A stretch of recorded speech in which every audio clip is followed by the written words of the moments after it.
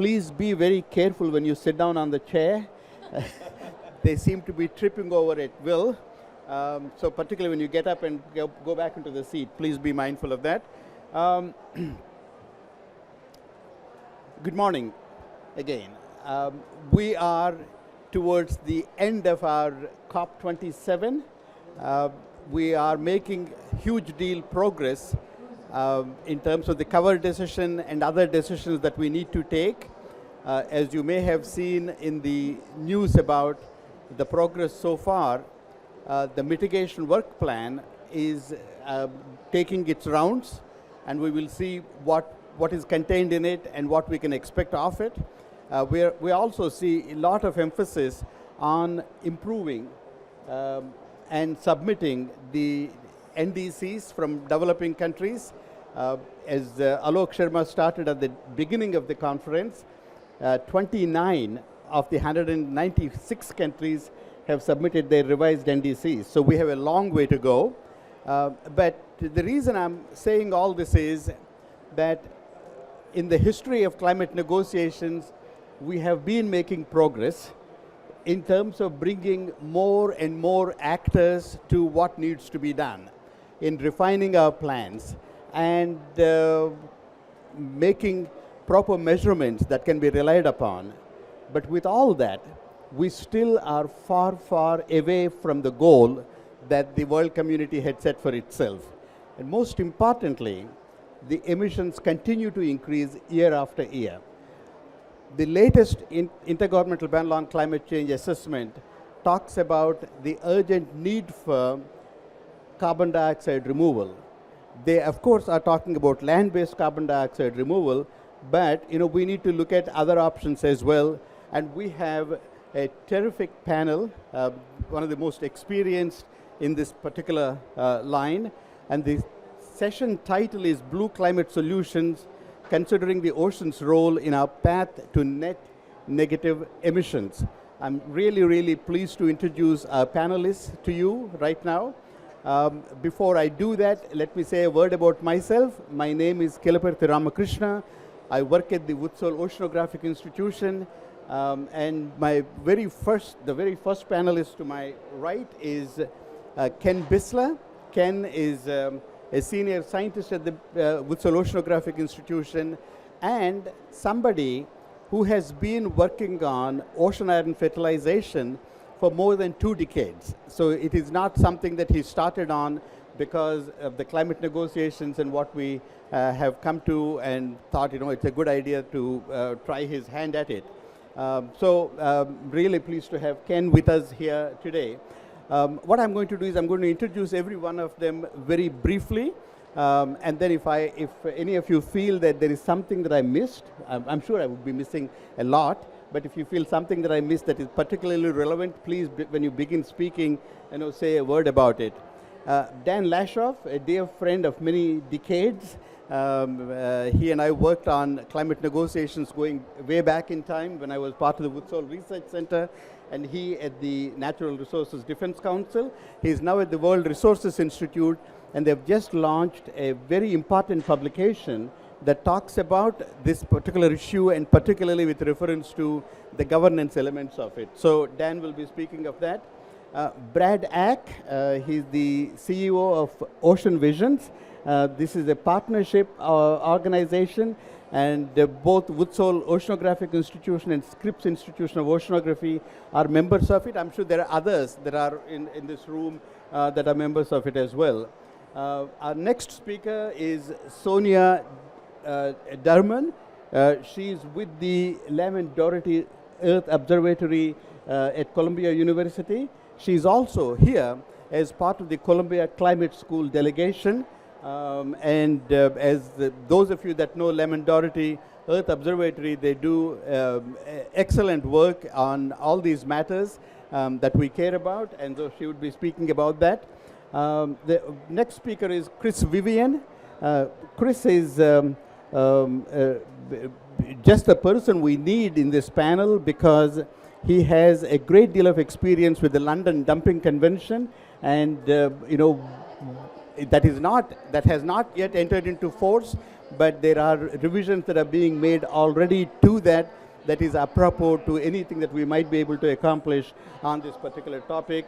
And he was also involved with what is something that I used to deal with when I was part of the United Nations Environment Program. It's called GESAMP. I'm sure I'm going to expand it incorrectly. I'm sure Chris would correct me on that. It's called Group of Experts on Scientific Aspects of Marine Pollution, or something along those lines, right? Okay. And our final speaker is my favorite person on the panel, Margaret Leinen, Vice Chancellor at University of California, San Diego, and Director of the Scripps Institution of Oceanography. And she and the Woodsell Oceanographic Institution together have, with the 18 other partners, are responsible for this ocean pavilion, and it's a great pleasure to be able to work with her on all these matters.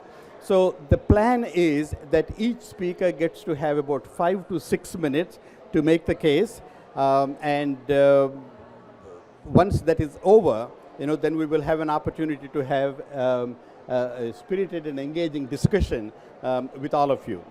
With that, and without further ado, let me pass the microphone back to Ken Bissler. Ken.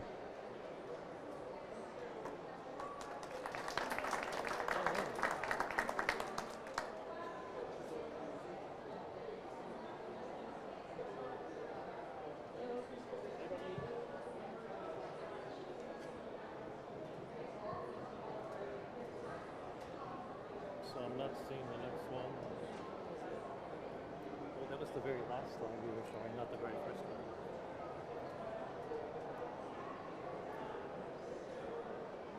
Should I copy it? No, it's all good. All right, rock and roll. All right, thank you, Veronique.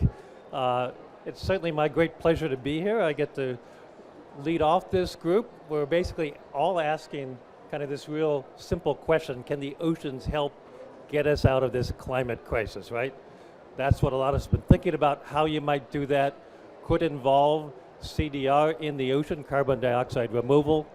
My job as the first speaker is to kind of say not why CDR, I hope we all appreciate why we're thinking about it at least, but why the oceans? And then I'll have 2 slides on some reports I've worked on that hopefully help us with that question. So this should be obvious, but I hope by the time you leave it will be, is that, you hear a lot about the ocean is really big, it covers 2/3 of the planet. Well, when you study the carbon cycle, it's even bigger, right? It's 50 times that deep ocean circle there, more carbon than in the atmosphere. You can take all of our fossil fuel emissions since the Industrial Revolution, and you would perturb that big number by less than 1%. That's a lot of carbon in that actively cycled deep ocean reservoir. It's also maybe startling to some. It actually has taken me a while to really appreciate that there's 15, 20 times more carbon than all of those land plants and soils combined. So if we are thinking of ways to enhance sinks and to get more carbon out of the atmosphere, we have to consider the ocean, and that's why we're here and so proud to be part of this COP event. So there are big reservoirs, but how does it get in, right? There's really 2 ways, and again, many of you may have heard these terms. One's called the solubility pump.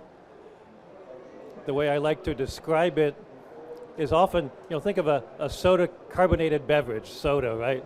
There's extra CO2, you leave it out, it comes flat because it's pushed out that carbon dioxide. It's exchanged with the atmosphere because there's more in your can of soda than in the air.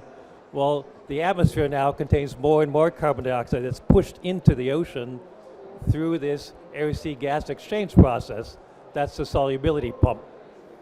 What's interesting, here's some pops, so maybe I'm getting too close, is that you've got to get that pretty deep. There's only a few places in the ocean where we form deep waters where that would be removed on time scales of, say, 100 to 1,000 years. Most of the ocean's roll so far has been in the upper 1,000 meters, the uptake of about 25% of our greenhouse gases into that shallower layer through the solubility pump. And then the last way, and more of what I study, is the biological carbon pump. So now we're talking about the role of sun and photosynthesis by those surface marine phytoplankton. So they're undergoing the same processes that land plants do. You might not think about it because they're so small you need a microscope usually to see them, but half of the oxygen produced through photosynthesis comes from the ocean. So that's a very big cycle, but to get carbon into the ocean on longer time frame, you go through the food web, you go through the biological pump where the phytoplankton plants are eaten by the zooplankton, the smaller fish, up through the predators. As that happens, they create what we like to call marine snow, a generic term for all of their carcasses, fecal matter. The word on that slide that I get some flack for is poop on there, so we're really talking about what they're creating, their deficit, their material that actually feeds the midwaters. We have a session tomorrow in the twilight zone, but that's a very important thing. But a fraction of that gets deep in the ocean, again, where it can be stored for 100 to 1,000 years. So some of what people like I look at is, can we enhance that flux? It starts out at 10 gigatons of carbon per year. So that's a very big number. It's about what humans emit in terms of our perturbation. So it's a big transport, and is that staying the same? Is it changing? We actually don't have those answers. And could we perturb it? Could we make it 10% larger and then be removing more CO2 from the atmosphere through this pump? So 2 more slides, the 2 kind of projects I've worked on in this regard. One was this incredible group of about 12 of us who got together during the last 2 years, during Zoom meetings and COVID largely, to produce a report for the national academies in the US. We were charged with looking at 6 ocean CDR technologies. 2 of them are more abiotic, the changing the alkalinity, the chemistry or electrochemically doing that to enhance that solubility pump. And the other 4, I'll talk on the next slide about fertilization of the ocean. You can also be doing things like growing macroalgae seaweeds to enhance that. You can be bringing up nutrients through something called ocean tubes. And we also looked at ecosystem restoration in general in the open ocean, in the deep blue sea. That's why that word's up there. A lot of emphasis on coastal blue carbon. We looked at the deep blue carbon, and I should probably not spend the time to read all the bullets, but we have to start the research. That group did not endorse any one of these, but moving ahead on all 6 of them, and there are others, by the way. We looked at things beyond technology, the governance, the social issues. We looked at the cost. This is not going to be cheap, but relative to climate mitigation things, I think it needs to be done. It's not a big cost. And the field studies themselves that we were recommending, we don't have to solve all of our problems to move on with the science. I don't think we should stop the field studies. That's kind of what happened to iron a decade or 2 ago. And as you'll hear from our last speaker, we need to do this in a very responsible and ethical way, so I don't have to go over that. I will make a plug for the group that I formed less than a year ago called Exploring Ocean Iron Solutions. That word exploring is underlined because we do not have a solution. Adding the essential micronutrient iron can increase that phytoplankton growth, so you increase the biological carbon pump. But we know, very little about the durability of some of the consequences, how it scales. We think we can get to a gigaton, 1 billion tons of carbon. We really have to consider not just MRV, if you're in this monitoring, reporting, verification of carbon, but the ecological consequences, that has to be monitored, the cost and best practices. And so if you got one of these on the way in, or if you didn't, there's a QR code to a white paper that announces what our priorities are and what that research program might look like. So with that, we'll move on to the next speaker. Thank you.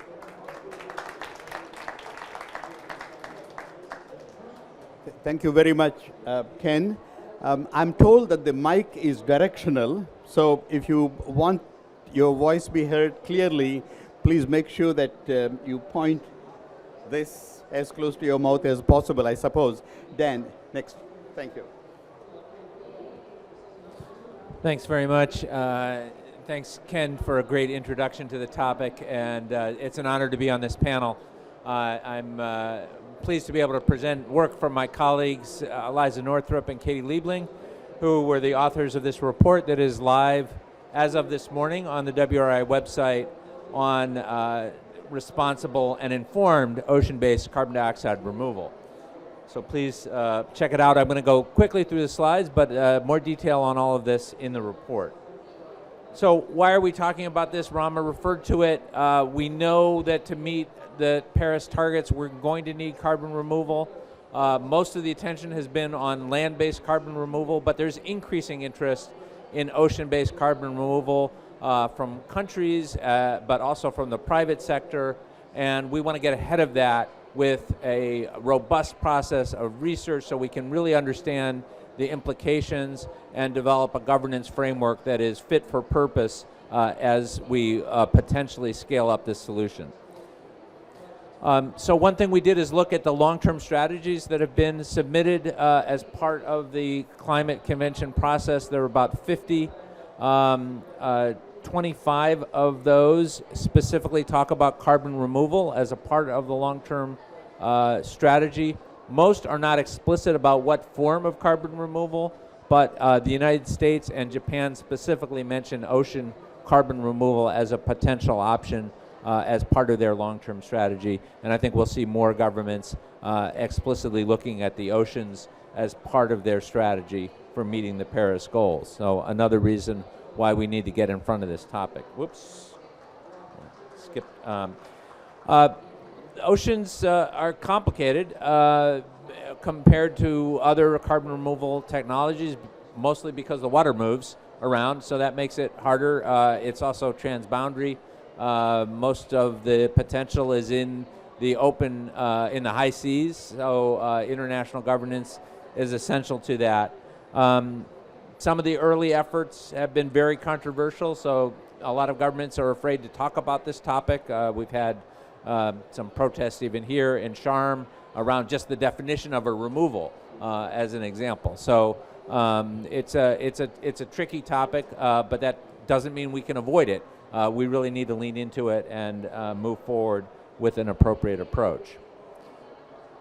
So when we think about the risks of ocean carbon removal, and there certainly are ecological issues that we need to understand better, we also have to understand that the effects of climate change on the ocean are truly profound. And so this is a risk-risk comparison, and we need to find the right balance that allows us to take advantage of the opportunity to remove carbon into the ocean if we can do that in a responsible way. And we need a precautionary principle, but the precautionary principle has to consider both the risks of not acting as well as the risks of acting to use the oceans as a source of carbon removal. So what does an informed and responsible development of ocean carbon removal look like? Importantly, it really has to be iterative. We want to get started with small-scale field tests in the ocean. We need to have a transparent process for reporting on those results and use what we learn to refine our approach as we go forward before we consider large-scale deployments. And we need to move forward with that with a real sense of urgency because, as everybody's saying, we're running out of time on all of this.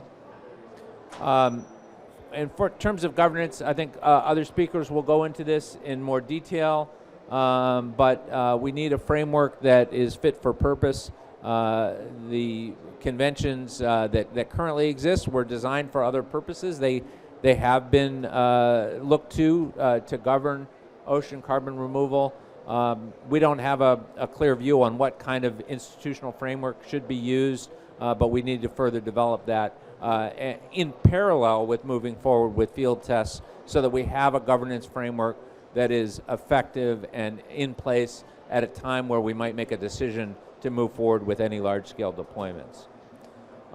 So finally, 3 priorities that we identify: a much more robust research program to resolve uncertainties, improve governance, including for pilots as we move forward on an iterative process, and then develop new frameworks that are fit for purpose to govern the potential for larger scale deployment. So with that, I will turn the podium back over. Thank you.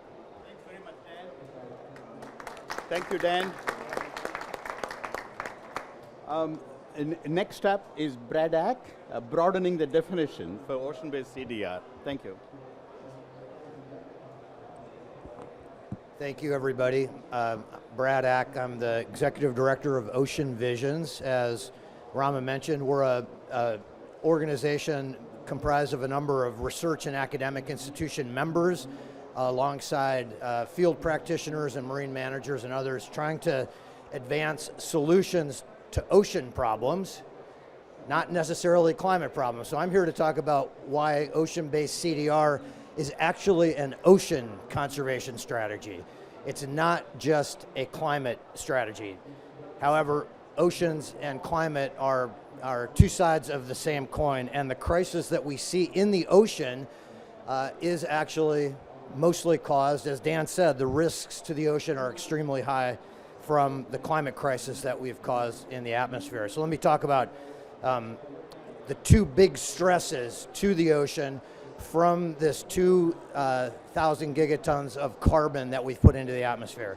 The first is thermal stress. The ocean has a fever, to put it into easy to understand terms. We've slowly been raising the temperature of the ocean over the course of the last 200 years, and that is going to continue until we change the concentration of greenhouse gases in the atmosphere.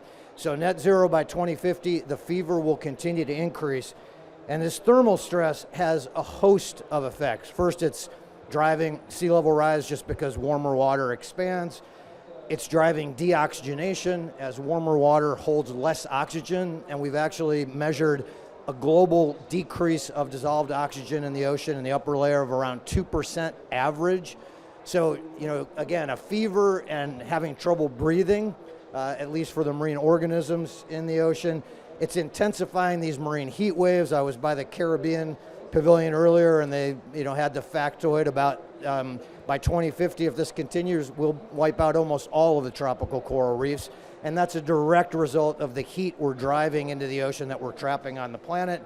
It's interrupting mixing between the upper and mid layer of the ocean, where all the nutrient transfer happens, which obviously affects the base of the food chain for many oceanic species, creating more powerful storms, increasing the melt of sea ice and ice sheets, and we're seeing poleward migration of fish species. So for me, this is the single biggest stress to the ocean, bar none. Not overfishing, not plastics. Those are all really important threats, but these are existential threats that will continue as carbon concentrations and methane and nitrous oxide concentrations increase.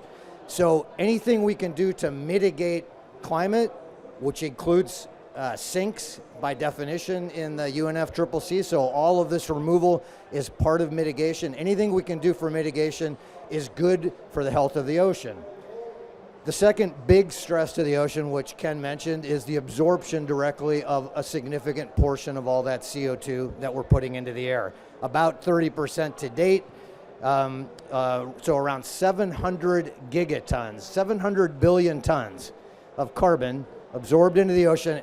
We're all freaking out about, maybe 30 or 40 million tons of plastic, which we should. It's disgusting, awful, and we should change it. But this is an order of magnitude more pollution, and we're not having the same visceral reaction to it as we are to plastic. We need to find a way to get that visceral reaction. We've changed pH by about 30% in the course of 200 years. So we have a fever and we have a really bad sour stomach that's getting more and more acidic, right? And this has an impact on all aquatic life that forms shells. And of course, given that the web is all connected, that means it ultimately has an impact on all of the oceanic food web. So ocean-based carbon removal is not just a climate action, it's very much, if it works, and I totally agree with Ken and Dan, we don't know yet if it works, but if it does, it's not just good for the climate, it's good for the ocean. And I just want to pause for one moment on the 1.5 target. This idea that 1.5 is a safe place for humanity or the planet isn't borne out by any of the climate science. The agreement for 1.5 was a political science agreement. Climate scientists would like to be below 350 parts per million. That was said 20 years ago. We just keep moving the baseline, but as you can see, many of the things we care about are on a continuum of change, and as the temperatures get hotter, the risks just get higher. So ultimately, we need to have a goal to restore the climate. We need to be thinking bigger than 1.5 and net zero. And if you don't have the right goal, you won't take the right actions. And so I would argue that if we reset our goal, massive CDR becomes absolutely imperative. It's not an either or, it's a yes and. We need both mitigation and removal. The IPCC has said this very clearly, net zero by 2050. Just the term net zero means it implies carbon removal, massive carbon removal between 100 and 1,000 gigatons. And that's to get to that target that's not safe. It's worse off than we are now, right? Let's just keep that in mind. We're racing towards a target that's worse off than we are today. I think we can do better than that for our children and our grandchildren, for all of nature, and I hope you agree. Ocean Visions has created a series of roadmaps around the various technologies that might be employed.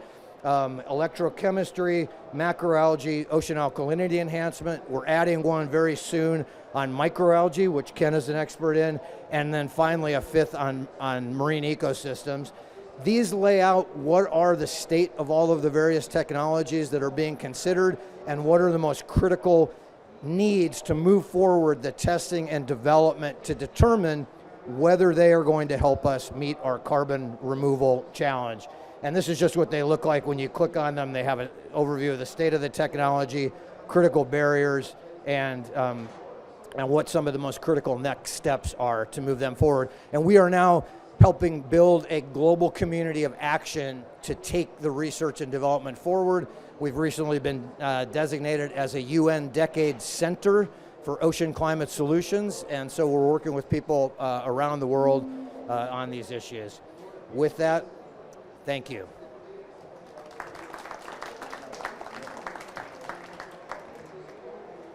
Thank you very much, Brad. That is a very passionate appeal for reason and action, and the scale that you talked about is, I think, just right on. Next speaker, of course, is Professor Sonia Derman, and I did not say that she was also a professor at Earth and Environmental Studies at Columbia University.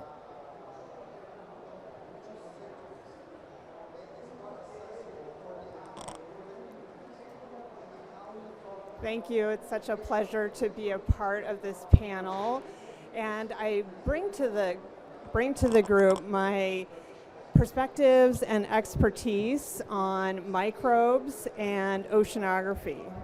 So any conversation about carbon on this planet involves microbes, and I'm a part, in fact, of a center called the Chemical Currencies of a Microbial Planet, where we are highlighting the role of microbes, trying to understand what's happening now and what's going to happen in the future. So when we think about the ocean, marine microbes, of course, really are the link between ocean life and ocean chemistry. If you were to dive down and look at every teardrop-size drop of seawater, it would include about 10,000 microbes and actually about 100,000 viruses. Those microbes and viruses form this vast, incredible network stretching across the ocean. They drive the production and consumption of greenhouse gases, and they are foundational to the food web in marine systems, including all shell fisheries and fisheries. One way of visualizing this global reach of microbes is to look at proxies like chlorophyll, the pigment involved in the photosynthetic fixation of carbon. And you can see that mapped out in this global picture where that light blue or yellowy color is increased biomass of microbes that are fixing carbon in the surface ocean. And you can see vast swaths of this happening everywhere sunlight meets raw materials, all across the equatorial zone, in the northern hemisphere, because this is a map from June, and along our coastal zones. this process is really foundational to what's happening with the carbon cycle. Ken already introduced this as the biological pump, where microbes in the surface ocean are pulling carbon dioxide into the surface ocean and cycling that through. In fact, this process drives the fixation and cycling of about 50 petagrams of carbon every year. To put that into another metric, this would be about 50 billion metric tons of carbon are being processed by microbes in the surface ocean. But the fate of that carbon, where it goes, who it talks to, who intersects with that carbon, is still fraught with uncertainty. In the center, we're really trying to address some of these key uncertainties, and that is, what is the composition of and the interactions within this chemical microbe network that drives the carbon cycle? What is the resilience of this network to perturbation? So if we change the temperature, if we change the concentration of CO2 or manipulate nutrients, how does that affect the fate of carbon through this microbe chemical network? And then what are the aspects of this network that are really key to predicting the response of this network at both regional and global scales? So if we shift something in the system, what are our expectations for how that will translate to carbon cycling, food web dynamics, and the other key roles that microbes play in ocean ecosystems? So within the center, which we call CCOMP for short, it's actually a US investment to address these uncertainties. And what we've done is bring together chemists, biologists, modelers, policymakers to really look at the network, understand its resilience, and work towards predictive power and understanding what's happening now and what's might happen in the future. In fact, this activity of the center is an endorsed Ocean Decade contribution, being recognized by the UN for the significance of this work and understanding the carbon cycle and how the ocean will operate in the future. As a part of the center, we have a mandate for an open science data policy and a mandate for trying to transfer the knowledge that we gain to policymakers and implementation in terms of, again, thinking about the carbon cycle moving forward. And so as soon as we have data, we are hoping to release it and use it to inform policies around blue carbon and our blue carbon future. Thank you.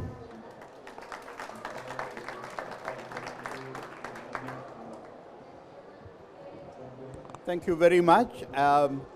I keep talking about the microphone and the troubles that we have.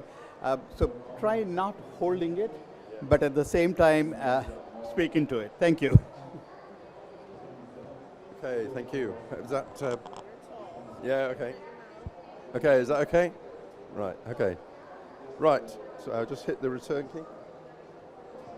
Which of the, oh, right. Okay, so, yeah, just go back. So I'm just going to talk about the London Protocol, what it's been doing in the last year or so, about what they call marine geoengineering, and I'll explain why we use still that term, and also what GISAMP's involvement has been. Okay, sorry, not too close. Right, so the key things, first of all, that some of you are familiar with, in 2013, the London Protocol passed a series of amendments to regulate what they call marine geoengineering. You can see the definition of marine geoengineering here.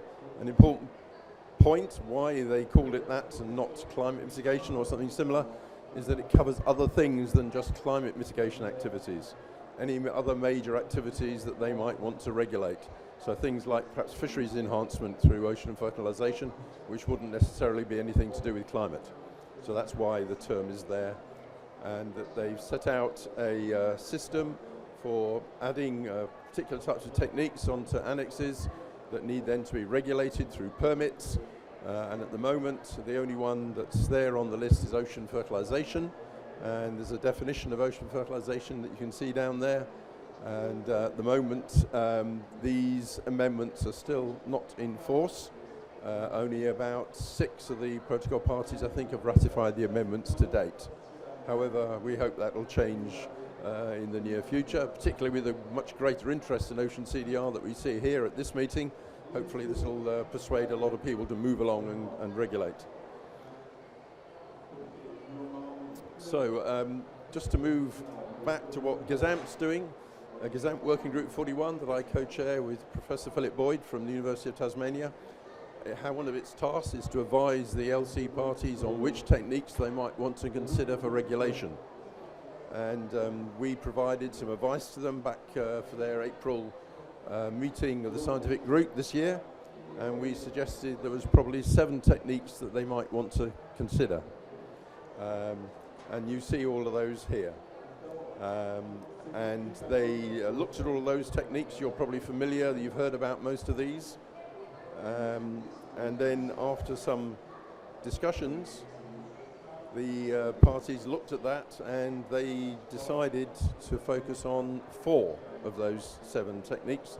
The 4 that are inside the red box that you see there, which is macroalgae culture, ocean alkalinization, marine cloud brightening, and also reflective particles or other reflective materials. And those 4 are the ones that they decided to focus on at the current time. That's just current time. They haven't necessarily put the others aside completely. So back in last month, the governing bodies of the London Convention and the London Protocol looked at the advice from their scientific groups and the correspondence group who consider these, and they decided to move ahead with some actions. And there was a statement put out. You can see the website there that you can link to their website, and they basically established 2 intercessional groups, one which is a legal group to look at the issues, and the other a scientific correspondence group to consider the actual details about those particular techniques. And you'll see here they have a number of tasks to do, including looking at those techniques, but in fact the scientific group also is going to be looking back at other techniques as well, looking ahead for the longer term. But in the short term, they're looking at those 4 techniques, the assessments that might be required, and any therefore guidance that the Convention and Protocol might wish to adopt in future. And also then, particularly to raise awareness of the role of the London Convention and Protocol in this area, which is not necessarily that well known across the whole marine science community and beyond to the NGOs and so on. And that's really, I think, all I want to say at the moment. I think that's it. There we go. Thank you very much, Chris. And our final speaker this morning is Dr. Margaret Leinen.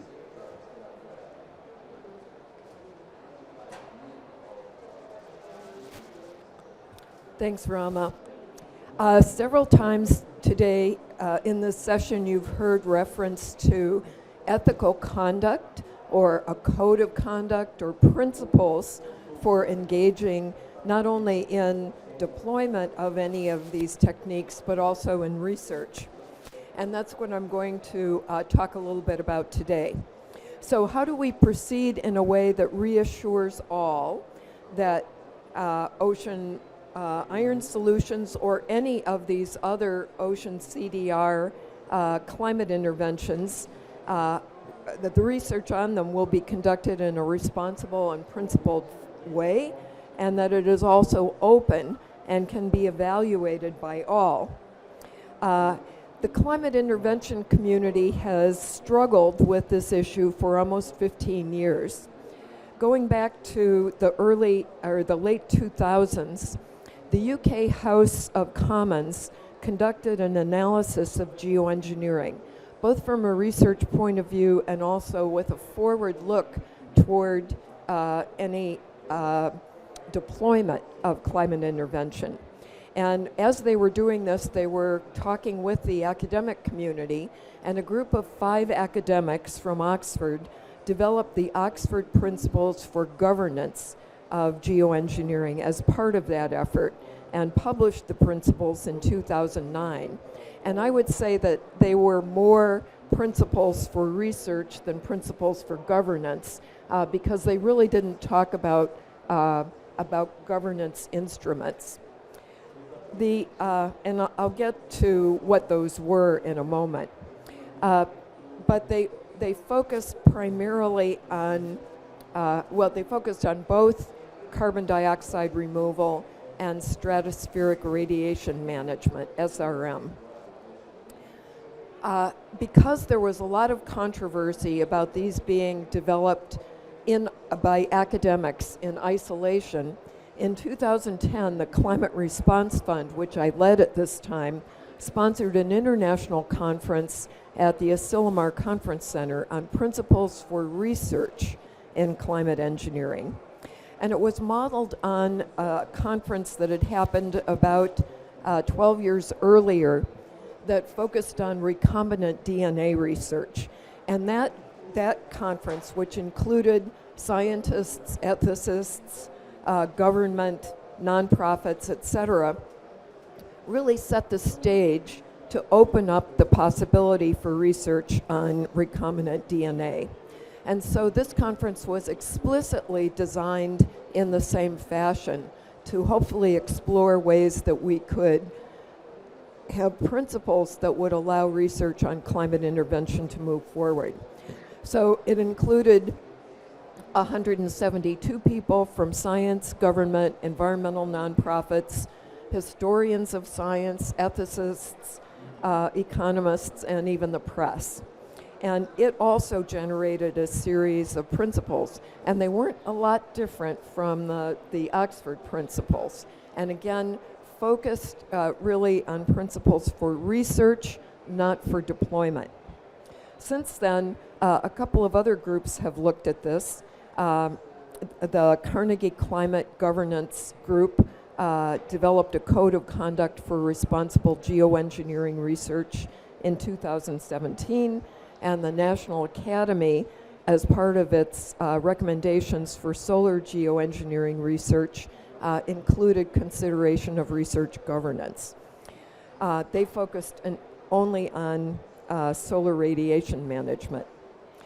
Now, one piece that all of these groups, a place where they really fell short was that they still weren't open to talk about issues that had become very much in the forefront by this time, including climate justice, hearing from indigenous peoples and those who had been excluded from the scientific discussions. Ken and Rama and I looked at these in terms of guiding principles that might govern his efforts with ocean iron solution research, and emphasized the Asilomar principles because they weren't solely focused on solar radiation management research, not implementation, and that they included a large group of experts. So this sort of brings us back to what are some of these principles. And these are ones that came out of Asilomar. They're very similar to the Oxford principles. They're very similar to the Carnegie principles. They emphasize that any research has to be done for the benefit of humans and the environment, and particularly go on to say that the research itself should not be motivated by generating any income, i.e., you shouldn't be paying for the research by generating carbon credits. That the research had to establish clear lines of responsibility to oversee studies, and you heard some of that from the London Protocol, London Convention, lines of authority for permitting research. It had to be committed to open and cooperative research, including the risk assessments. So the data all had to be open. It had to be possible for the nonprofit community and others to see the data and draw their own conclusions about the results. That evaluation and assessment had to be conducted in an iterative manner and in an independent manner. And so that not just the experiment itself, but also its assessment had to be open to independent oversight, and that the public had to be engaged in consideration of all of these options. As I mentioned, these efforts had not really included the Global South in an active way. There were a few participants, but not many. Representatives of climate and environmental justice voices were not at the table at that time. Representatives of indigenous voices were not at the table. And so a new effort has emerged from the American Geophysical Union, which is the scientific society that represents most of climate and ocean science, to look at climate intervention principles, to include all of these other voices, and to really open up this development of a code of conduct or principles to a much larger community. AGU itself has about 60,000 members, although it's the American Geophysical Union. About 30% of its membership is international. They have been engaged over the last 6 months in a very open process of meetings to solicit ideas about these principles. And for example, yesterday in another similar session, we heard from Sarah Cooley of Ocean Conservancy about a set of much broader principles that they contributed to the AGU effort. AGU is developing a white paper which will be presented at its annual meeting this fall. It will be open for comment after that time as well. And by this, it's not only that the AGU process is much broader, but they're also bringing that into other fora. One of the reasons that they're here at the COP is to get this into discussion by COP. They welcome efforts like those of WRI, which have really sought to bring this into a set of discussions that engage the communities that are thinking about it. So I think that we still have a way to go on this, but the most important thing is that there's an active effort that's engaging all communities to try to put an ethical framework around CDR research for this effort. Thank you.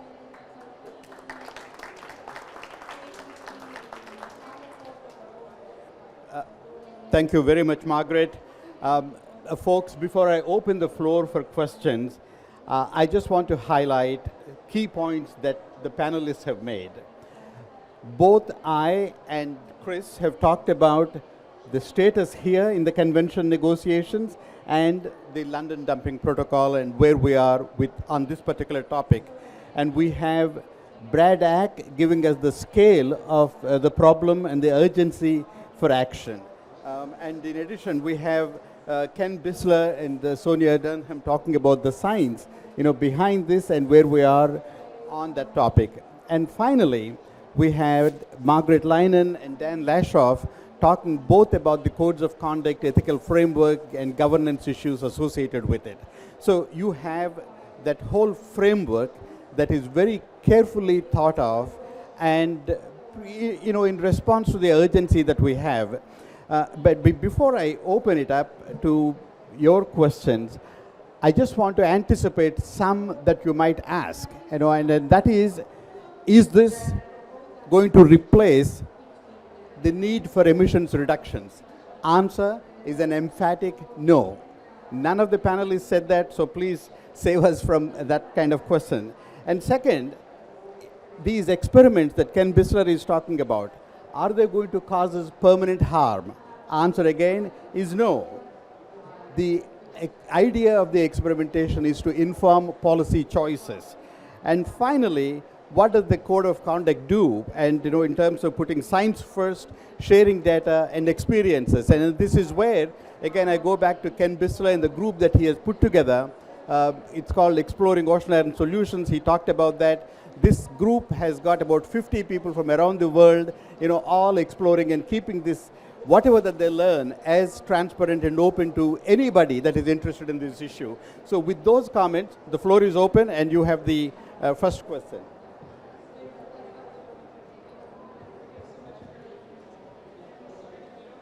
Yeah. Oh, sorry. I didn't see who's. Hello? Okay. Can you hear me?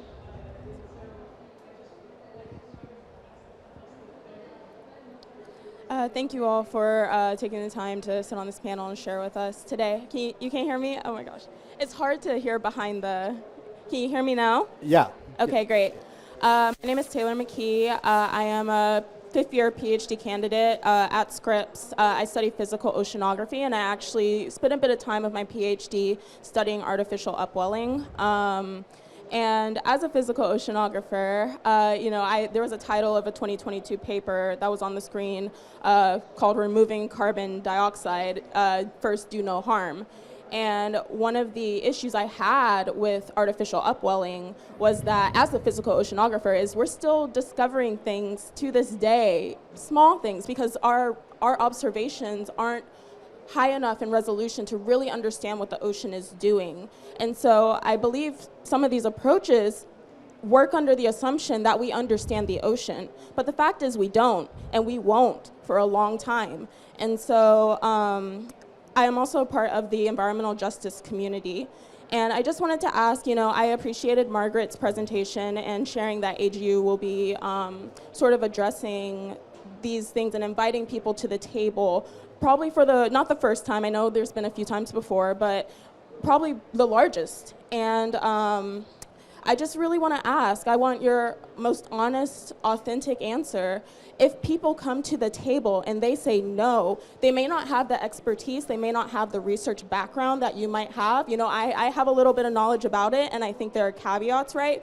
But if some people come to the table and they say no, this is not the way, what is your response to that? And is there ever a point in which you abandon this field of research, or at the very least transition to a more nature-based solution? Because even with artificial upwelling, there are certain things you could do with it that aren't putting pipes into the ocean. You could change the topography of the bottom to just enhance things. So I'll keep it brief. Yeah, thank you. And person right here, we're going to take few questions first, and then we'll go back to the panel.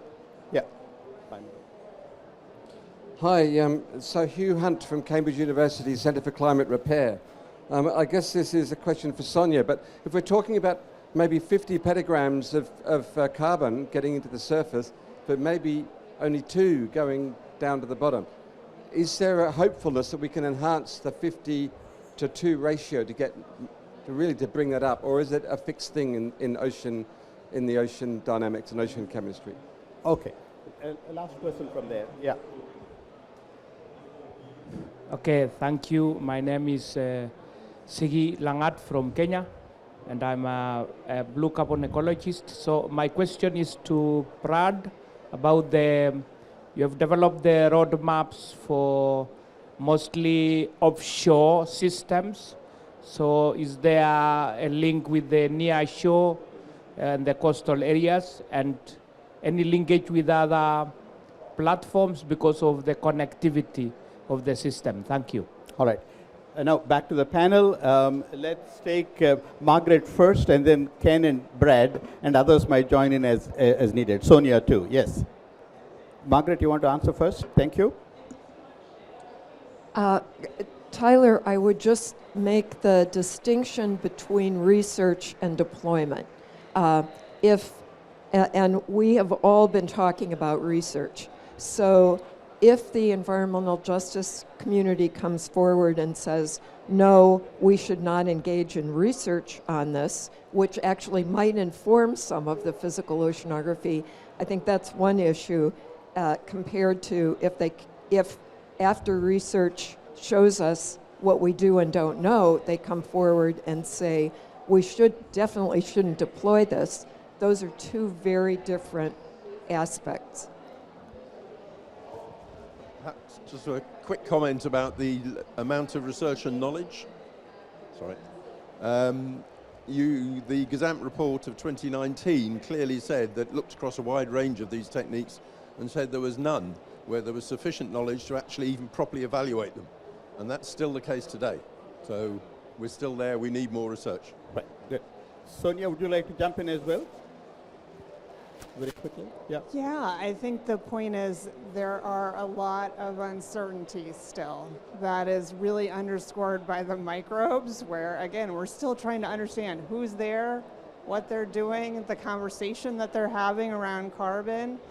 And that fundamental knowledge is going to inform, we hope, next steps in terms of thinking about carbon strategies in the ocean. And to your point, that it is very inefficient, the biological pump. I'll let Ken talk about this too, but you're fixing much more carbon than you're putting into the deep ocean, which has the longer residence time and is really more of a carbon sequestration strategy.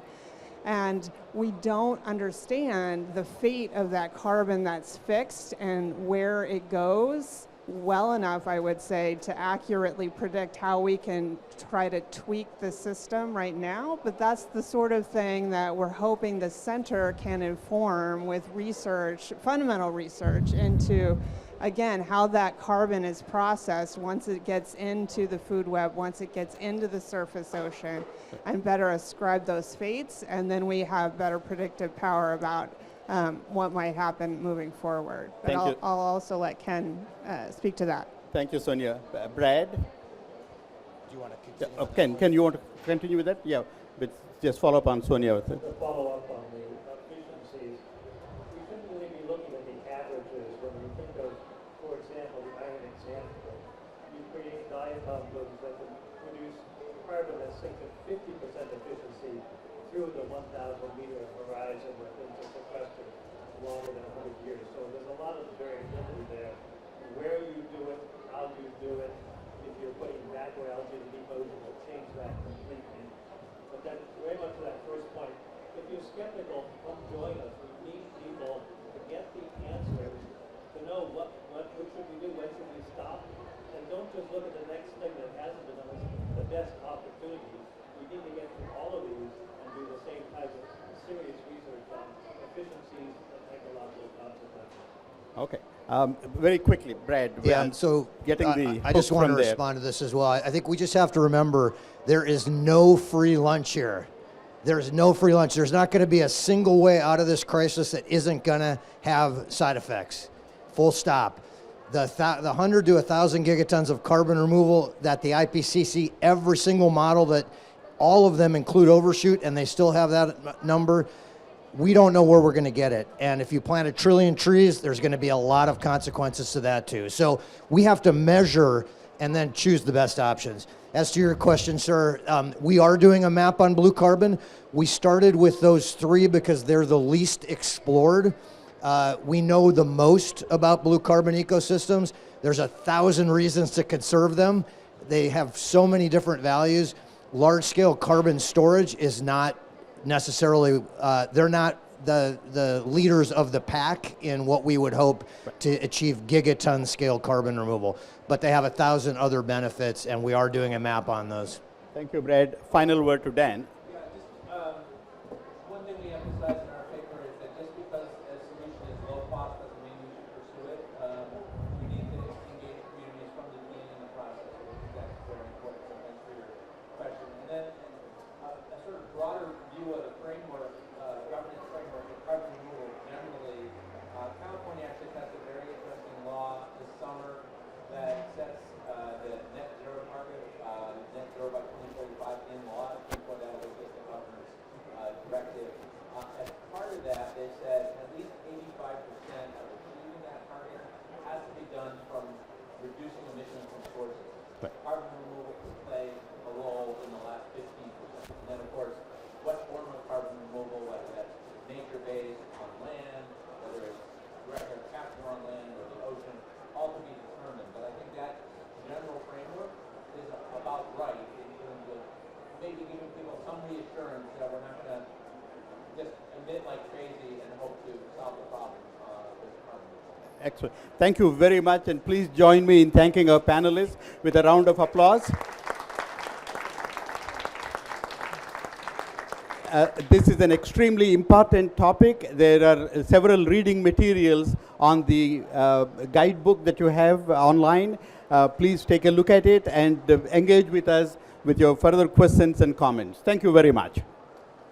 Could we have a group photograph here? Right?